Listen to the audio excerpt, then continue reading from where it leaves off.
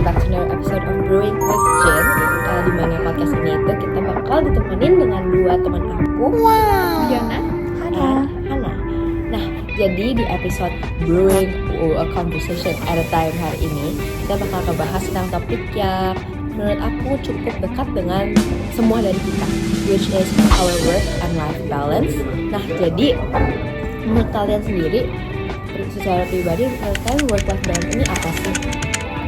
aku dulu mungkin ya. Boleh. Like for me personally, work life balance itu pastinya cara kita membagi waktu, energi, dan pikiran kita secara proporsional antara pertanggungjawaban kita dan juga kebutuhan kita pribadi. Tapi ya, buat ditambah juga itu bukan berarti semua waktu kita itu dibagi sama rata. Tapi pastinya tergantung prioritas setiap pekerjaan. That's for me what work life balance is. I like it. Sebenarnya aku sama mirip-mirip gitu kan, tapi aku lebih menekankan dengan adanya sebuah batasan gitu, batasan yang clear apa itu jam kerja kita, apa itu sebenarnya yang kita bisa bawa pulang, apa yang nggak bisa kita bawa ke kehidupan pribadi kita, dan itu work life balance itu harus ada untuk menekankan kesejahteraan kehidupan kita. Benar. Nah, jadi buat aku secara pribadi, aku tuh mau banget ngangkat topik ini karena ya gimana ya, kita hidup di dalam era yang semuanya udah diserba digital. Our life di social media itu pasti juga plays a big part in our life. Tiap hari juga pasti kita ada pakai kan sosmed, and it's something yang benar-benar deket banget sama kehidupan kita di zaman sekarang ini. Jadi I find that this is a really good topic for us to discuss, terus juga kita brainstorm together, diskusiin bersama kenapa penting banget buat kita benar-benar kayak ya balance our work and life. I agree. Oke, jadi pertanyaan yang pertama yang aku mau tanyain itu, bagaimana menurut kalian work life balance ini tuh bisa membentuk atau merubah pola pikir, kebiasaan, dan juga nilai-nilai yang ada di dalam masyarakat? Okay, for me personally, because we're in like a digital world gitu ya, berarti segala hal yang kita miliki itu pertama fleksibel karena bisa dilakukan di ruang tanpa ada lingkup ruang dan waktu. Terus juga very easy gitu to just contact everyone. So I feel like it blurs the line actually on what is considered appropriate for a time of work, because everyone can reach everyone at the same time. Jadi especially nowadays pola pikirnya kan lebih ke arah efisiensi dan produktivitas, bukan kayak buat istirahat lah ya. Because I feel like nowadays it's so competitive, right? It's so competitive, and that's why a lot of people have to work outside of work hours, because if not they will fall back behind. Right, I like it. I like her mindset. Yep. Okay, kalau for me, again with that mindset, itu kan juga akan mempengaruhi kebiasaan kita, dimana kita terus bekerja dan itu mengakibatkan kita stuck di siklus pekerjaan, and which that will make us mungkin ada ngerasa stressed out, anxiety, burnt out, dan kadang-kadang itu juga akan nilai-nilai itu akan menyebabkan orang menjadi workaholic, right? Dimana they feel they have to work to feel successful, to feel like itu jadi nilai diri sendiri gitu kan. And sekarang I feel like in this era orang-orang juga udah mulai mempunyai nilai yang bergeser, dimana mereka anggap sukses itu harus dari berapa produktif mereka, how much they work, how busy they are, then that makes them what they are worth gitu. And I think that's a very toxic mindset, karena itu akan nge-put pressure ke diri mereka sendiri. Yeah, but at the same time, on the flip side actually, especially because Gen Z is on the rise, I feel like the digital well-being mindset is actually being more implemented nowadays. Karena walaupun memang ada siklus toxic itu, makin lama seiring berkembangnya zaman juga adanya tujuan-tujuan atau gerakan untuk mempromosikan digital well-being ini. it's very nice actually. Terus juga menurut aku mungkin bisa ditambahin, since like you know kita banyak spend our time di social media, terus semua orang juga ya pokoknya showcase kehidupan mereka di social media itu gimana. Kayak menurut aku perlu adanya work-life balance itu juga gara-gara ya what we see in social media isn't everything. You know, people only post the good things in their life. Itu apa aja ya, mereka mungkin lagi shopping atau lagi on a spa day or like on holidays mulu. Pokoknya orang-orang itu ya kita harus keep in mind kalau people post the positive and good things on their social media. Gak mungkin mereka bakal showcase yang sedih-sedihnya, yang susah-susahnya. Jadi menurut aku we have to keep that in mind so that kita nggak terlalu compare ourselves with them. We shouldn't put kayak unbelievable standards yang we're all humans, you know, we all have our own capacities, and I feel like with a really good work-life balance tuh we'll be able to understand and comprehend bahwa ya at least we're doing our best in life and we shouldn't push ourselves and compare ourselves, belittle ourselves with others out there. Okay. Jadi, menurut kalian ini lebih sedikit serius, lebih sedikit politik dan lebih menyentuh masyarakat nih. Gimana cara work-life balance ini tuh mempengaruhi struktur sosial sama ekonomi, baik itu kayak secara lokal atau bahkan global. Okay. So although I'm not an expert in this sort of field, I do feel like ini itu ngefek banget akan keseimbangan pekerjaan dan kehidupan pribadi kita, terutama di era digital. Karena mungkin kita bisa pakai perspektif sehari-hari ya. Kalau misalnya secara struktur sosial, dengan adanya digital devices, dengan adanya internet, itu mempermudah yang namanya komunikasi. Dan jika kita dapat mempermudah komunikasi, kita bisa ngomong atau berkomunikasi dengan lebih banyak orang karena terdapat aksesibilitas itu. Dengan demikian, orang-orang juga dapat bertemu dengan lebih banyak orang sehingga terbentuk yang namanya networking, di mana kita bisa bertemu dan berkenalan dan memiliki hubungan timbal balik kepada orang-orang banyak yang di sekitar kita. Mungkin itu untuk yang sosial dulu.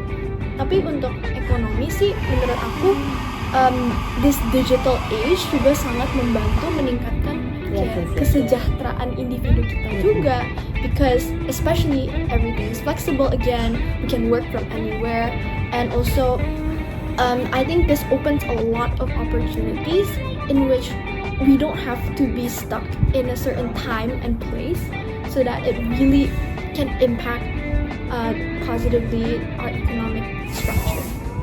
Tapi yeah, I feel like you said it really well. It was very rounded gitu. I don't think I can add much more. Tapi ya menurut aku dengan adanya digital age, everything is intertwined, connected. Kita pun kalau misalnya mau meet new people, ada Omegle gitu kan, bisa langsung meet people from different countries, different continents gitu kan. Jadi semuanya lebih connected, and because of that we can learn a lot about other countries, and that gives us opportunities, especially in di aspek ekonomi, sektor ekonomi, untuk lebih banyak inovasi dan lebih banyak products that are made that contributes to societal things yang mungkin will have a pretty big impact on the economic well-being. Menurut aku ya. Nice. Nah, sama aku mau kasih contoh yang pasti kita semua bisa relate nih. Apalagi kita yang kayak ya seumuran umur kita, atau bahkan menurut aku ibu-ibu, bapak-bapak juga. Pokoknya semua kalangan pasti ngadepin hal ini dalam hidup mereka di dalam era digitalisasi ini. Kalian sadar gak sih dampak sosial media, dampak sosmed, atau kayak pokoknya yang dari online itu mempengaruhi perekonomian kita banget. Kayak misal jadi impulsive buying mungkin ya, scrolling TikTok bentar lihat lucu, enak, langsung cewek, you know what I mean? Yeah. Kayak it affects us so much without even realizing. I agree. Ya kan? The consumerism mindset, FOMO, Kapitalisme. exactly. Kapitalisme. Because of social media.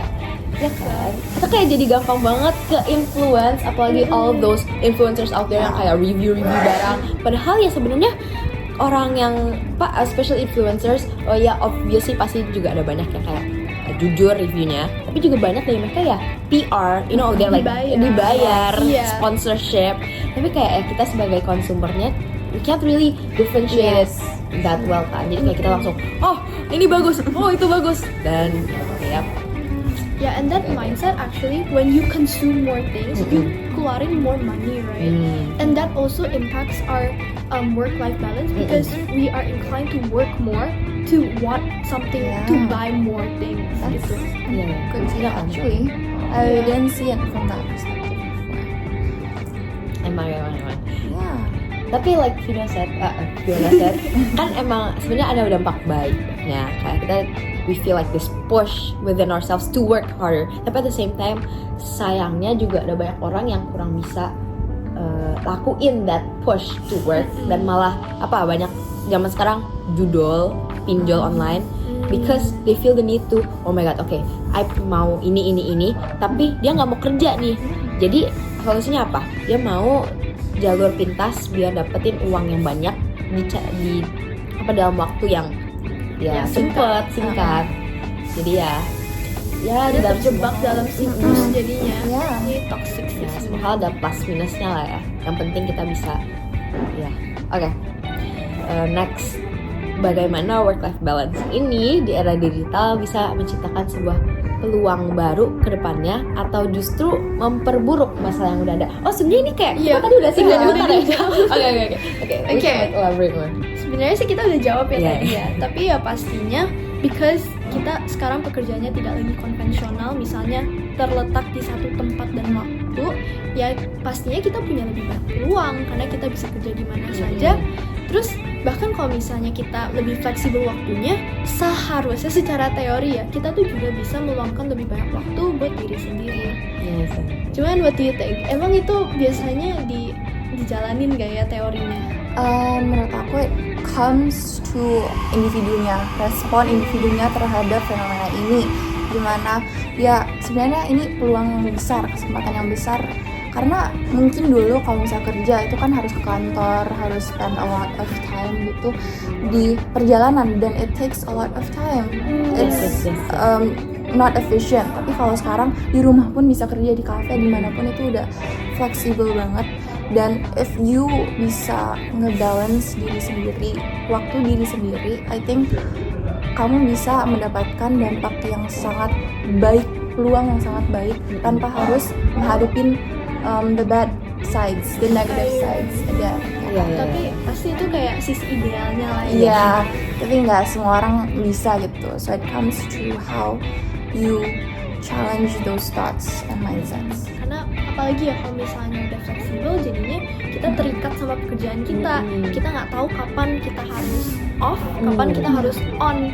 Karena ya again, karena lingkup pekerjaan lebih kompetitif, kita merasa terdorong untuk ya selalu melakukan lebih dan lebih. Seperti yang Hana tadi bilang, yang kita terjebak di siklus kerja yang produktif, yang mengutamakan ke tingkat kelebihan kita kerja daripada ya istirahat gitu sih. Tapi yang aku suka tentang peluang-peluang ini itu yang I notice dari orang-orang di sekitar aku, ada contoh pokoknya aku kenal sama satu orang ini, yaitu kerja di dalam sebuah perusahaan kan. Dan ya kalau sebelum COVID ya everything was traditional, tiap hari harus clock in dari jam segini sampai jam segini. Tapi sekarang after COVID kan perusahaan-perusahaan itu udah mulai work from home segala macam kan. And now even though COVID is over, mereka masih tetap mengimplementasikan sistem tersebut. Jadi kayak misal 2 hari dalam seminggu online, terus yang lainnya baru masuk. Nah dia itu bisa memakai waktu online-nya dia yang dimana dia kerja di rumah buat sekalian kerja sampingan gitu loh. So I feel like if you really put this opportunity atau doors yang open around you with full responsibility sama kayak wisdom, you can really use it to your advantage. Kayak bisa lebih flexible and you can bring in more profits for yourself gitu. Iya. Terus aku juga setuju sih, kayak itu kan tadi you bilang ada waktu tetap buat clock in clock out.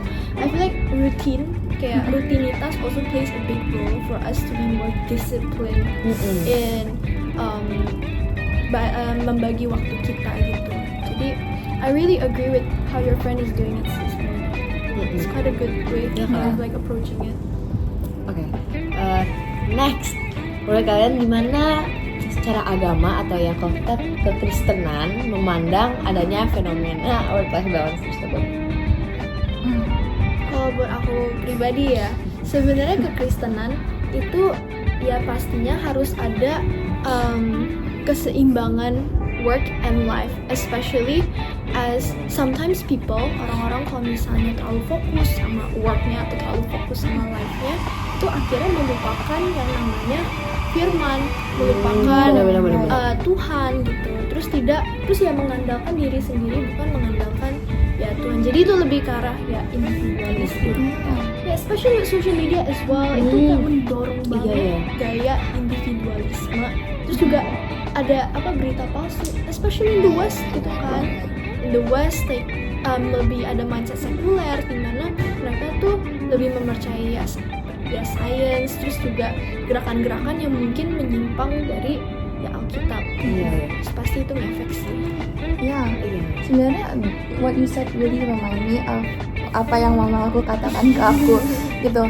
Kayak kita nggak boleh terlalu terobsesif ke satu hal, karena kalau aku waktu itu it's paket aku kayak nggak sampai-sampai, jadi setiap hari aku ngecek sampai aku kayak obsesif banget, dan itu bisa sebenarnya di-apply ke pekerjaan kita gitu. What you said again, I really agree with that, karena kadang-kadang kita sebagai student saja kadang forget God, kita lupa untuk baca Alkitab karena mungkin ya tugas, terus kita mau refreshing kan habis sekolah, so we forget to rekindle the light with God and connect with Him. Dan menurut aku dengan adanya balance dengan work and our personal life, and itu menciptakan relasi yang sehat dengan Tuhan gitu, dimana kita ada waktu especially for Him dan kita nggak terlalu terobsesif dengan kerja. Ya, I agree, like that obsessive nature as well kayaknya juga bisa dikaitkan dengan kayak berhala gitu loh.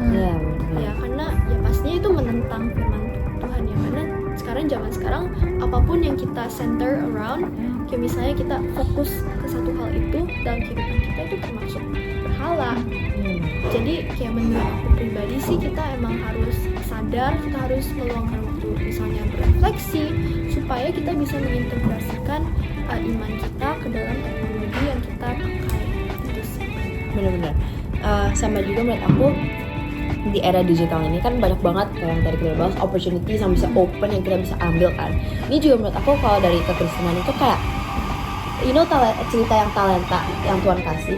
It's like dalam era yang kita hidupin sekarang, talenta yang Tuhan kasih ke kita itu bisa benar kita olah dengan berbagai cara kalau kita emang mau gitu loh. There's like so many opportunities yang kita bisa pakai buat develop our skills atau pour our skills out in one specific company atau job and all of that.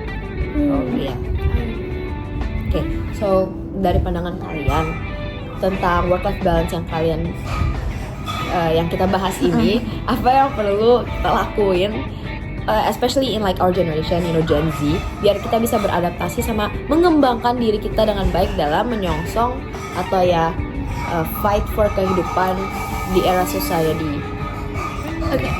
Mungkin aku bisa jelasin dulu era Society 5.0 itu apa ya. So, era Society 5.0 itu sebuah gambaran kehidupan masa depan yang mungkin lebih bersandar atau berdasar pada teknologi seperti misalnya artificial intelligence, Internet of Things, and big data, which is actually something that we can already see in our day-to-day life, especially as students, as AI is of course a huge part of how we work and how we think usually.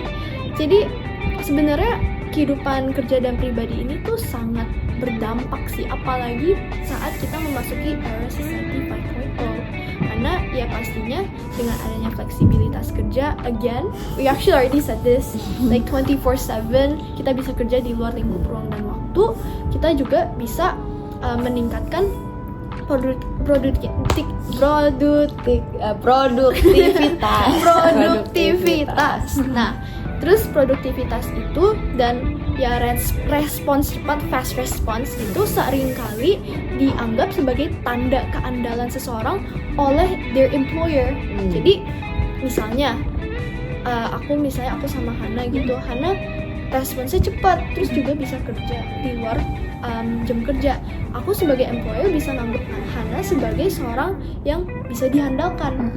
Nah, tapi kan itu juga bisa ngefek kepada waktu istirahat Hana, terus juga menciptakan work-life balance yang lumayan toxic.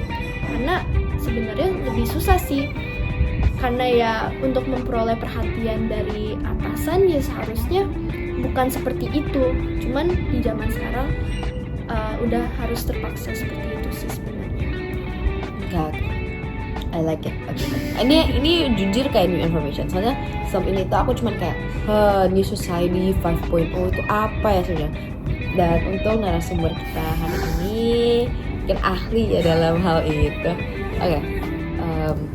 Tapi ya sebenarnya sih this work-life balance at the same time can also affect our mental health sih sebenarnya. Tadi kita belum touch upon our mental health juga ya. And I feel like burnout especially kalau misalnya kita kerja terus menerus ya pasti kita lelah gitu ya. Terus juga ya kita dengan adanya pola pikir dan etos kerja yang gak positif, terutama karena kita kerja di luar lingkup ruang dan waktu untuk memperoleh perhatian dari atasan, yaitu pastinya bisa menyebabkan kelelahan fisik, mental, emosional yang bisa berdampak ke jarak jangka yang lama. Jadi I feel like it's super important to hold boundaries gitu. Iya, misalnya kita memiliki batasan bagi diri kita sendiri untuk berhenti kerja di luar jam kerja. Meskipun memang susah sih ya kalau misalnya ekspektasinya itu harus fast response. Tapi kalau yang aku tahu gitu ya, ada konsep gitu di internet atau di luar negeri at least, nggak tahu aku kurang tahu udah diimplementasikan di Indonesia atau enggak. Tapi ada konsep right to disconnect. Apa tuh? Nah, right to disconnect itu merupakan kayak salah satu alternatif atau nilai-nilai yang bisa diadopsi sebagai solusi dini dari permasalahan work-life balance di dalam era digital ini. Jadi right to disconnect ini tuh sebenarnya punya tiga nilai utama. Yang pertama itu untuk pekerja tidak bekerja di luar jam kerja. Itu yang pertama. Yang kedua itu untuk memiliki hak untuk tidak menanggung akibat negatif karena melakukannya, yaitu menetapkan boundariesnya itu. Dan yang ketiga itu kewajiban pihak lain untuk menghormati right to disconnect. Jadi I feel like if we are able in an ideal world, if we are able to actually implement this large scale, we can actually create a more healthy work-life balance, a more healthy workspace juga sih. Kalau misalnya secara menyeluruh orang-orang tuh tidak memiliki mindset bahwa lebih banyak bekerja sama dengan misalnya gaji yang lebih tinggi dan lain sebagainya. Okay. That's actually really nice. Tapi usahanya menurut aku mungkin di Indo masih kurang, atau mungkin di beberapa perusahaan diimplementasi, tapi in my opinion kebanyakan masih belum. Kebanyakan masih ya rely on fast response and all that. Okay. That is actually all of my questions for today. Thank you banget kalian udah thank you banget kalian sudah kasih aku insight yang baru. Bagi yang tadi Vina baru sampai ini tuh mungkin new information yang buat aku personally. Right to disconnect. Right to disconnect. I support. I like. Okay, jadi sebagai konklusi, secara singkat, work-life balance itu a really crucial thing for us to have. Apalagi gara-gara bukan cuma bisa berdampak ke ya realita kita, kehidupan personal kita, tapi juga di kehidupan pekerjaan. Terus juga bisa berdampak ke kesehatan fisik and mental kita. Apalagi kalau kita nggak bisa put boundaries within ourselves and our work timings, right? Kayak nggak bisa clock in clock out yang benar, juga pasti as she said before, drained, jadi capek, burnt out. Terus juga bisa malah bikin kita ngerasa nggak enjoy kerja dan merasa estranged from what we actually love before-nya, kan? Jadi ya, in a nutshell, guys, put yourselves first and also keep in mind that work isn't everything, social media isn't everything, and do keep in touch with your personal life, kehidupan nyata kalian.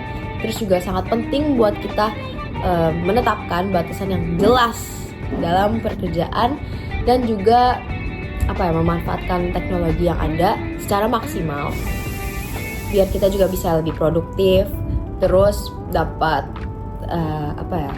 dapat kesejahteraan individu, sama juga bisa menyediakan lebih banyak waktu untuk orang-orang di sekitar kalian, keluarga, teman-teman, daripada spend all of your time in social media, cuma scrolling HP, hold up in your room, ya kan? Iya. Banyak di zaman sekarang kayak gitu nggak sih?